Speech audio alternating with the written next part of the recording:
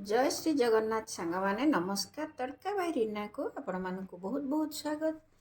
आशा करुच्ची आपण मैंने भलरे थे सांग माने। आज आम करवा नड़िया चाउलर पोड़पिठा। पोड़पिठा तो समस्ते करती आ पोड़पिठा गोटे आमर प्रति पर्वपर्वाणी आम पोड़पिठा कर गुरुवार हो कि खाली दिन में आम पोड़पिठा कर किंतु ये टिके अलग प्रकार आम ए नड़ियार क्वांटिटीटा अधिका दौचे।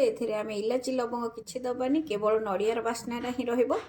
तो मु चाउल नहीं जाइए ग्राम्स हिसाब कले 200 ग्राम मु चाउल नहीं से गोटे बड़ नड़िया को नहीं देखूँ नड़ियार मात्रा केते अच्छी। गोटे नड़िया मु मात्र 200 ग्राम चाउल नहीं अधा नड़िया को देकर मु चाउल ग्राइंडिंग कर नौचे अधा नड़िया को आम छोट छोट कर काटिक पकेबा। एथिरे केवल नड़ियार फ्लेवर आसबो। ओई पोड़पिठाटा बहुत सॉफ्ट होबो। आम एथिरे क्षीरर व्यवहार करने केवल चाउल नड़िया देकर पिठाटा करवा। सांग माने वीडियोटी को बिल्कुल स्किप करंतुनी, पूरा देखंतु। देखंतु पिठाटा खाइबा को केते टेस्ट लागिबो आ केते स्पंजी होबो। नड़िया को फटेकी साइड रे जहाँ अछि ताकू बाहर कर नौची।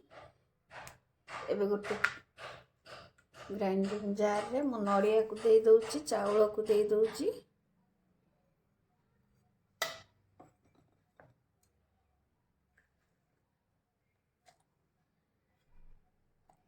नड़िया और चाउल को मु ग्राइंडिंग करके नहीं आसुची। एबे देखंतु मु नड़िया और चाउल को एमती ग्राइंडिंग करके नहीं आसीची। आउ अधा नड़िया को आम एमती छोट छोट कर काटी नहीं पाखापाखि गिने चाउल रे आम गिने नड़िया नहीं जाइए। एवं आम चाउल को जंती नवा। जंतीवाई गोटे एमती मोटा करेईटे बसई नहीं एथे देदवा पानी। तापर मु स्वाद अनुसार एथे दे दूची लूण।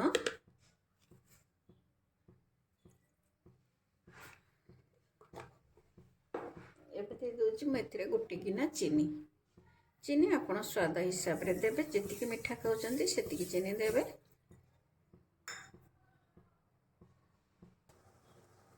पानी फुटी गलानी। एबे हम चाउल को गोटे हाथ रे पकेई दे गोटे हाथ रे घांटुथिबा।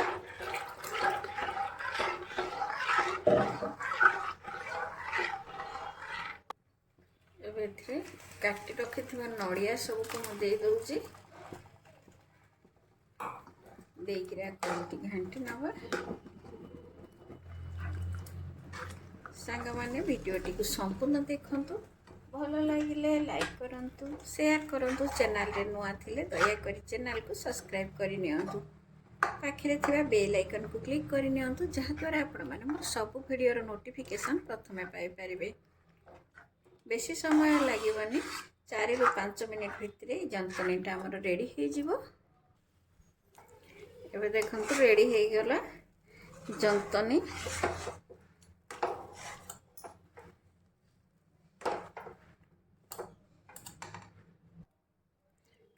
कदली पत्र को निआरे सेकिक मुझे दे देछि। सांगे सांगे आम आपको जंतनीटा को दे दबा, नहले टाण हैला पर दबा पे असुविधा हो। मुझे टिके तेल दे देछि। तेल देकर जंतनी को आम एथिरे सांगे सांगे दे दबा।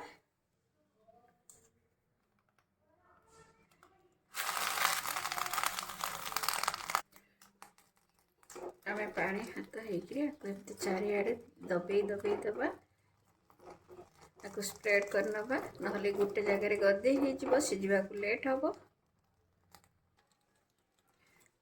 एबे सब एमती मु दबे देछि। आ ऊपर किछि नड़िया रखी थी मु नड़िया को ऊपर टिके टिके दे दउछि। खाइला बेलकु ये बहुत बढ़िया लगे। सांग माने एटा चीनी रे ही करिवे। गुड़ रे कले नड़ियार फ्लेवरटा रहिबनी, केबे गुड़ रे भी करिवेनी, चीनी रे ही करिवे। आको एमती चारिआडे दे देकरी मझे गोटे चेरी मु सुंदर पाई दे दउछि। एबे आको आमे घोड़ेई 5 मिनिट छाड़ीदबा।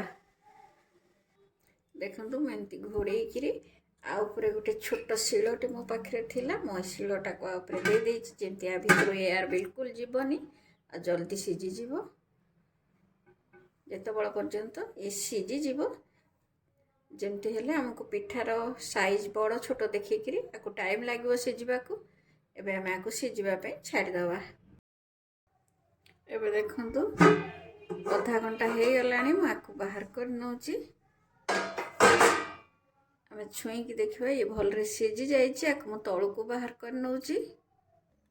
एबे देखंतु आको गोटे प्लेट को मु बाहर कर नहीं उल्टेकरी एबे आमे सब पत्र को बाहर कर नबा।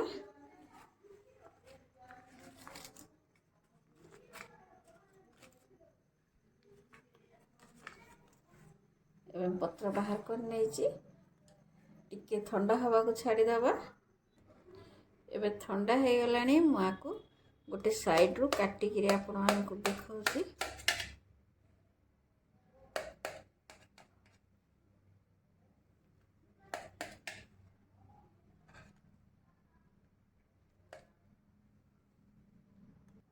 देखो मुझे यहाँ काटिकी पाखे देखा साइड केते भल भाव सीझी जाइए आउ ये केते सॉफ्ट अच्छी मुझे छुईकी आपण मानकु देखाउची। देखंतु ये केते सॉफ्ट अच्छी। तो सांग माने रेडी हो गला आमर नड़िया पोड़पिठा। एमती बनातु खातु खुआतु केमती लगिला मो सहित निश्चय कमेंट रे शेयर करंतु। रही जय जगन्नाथ पुणी देखा आ गोटे नुआ वीडियो रे।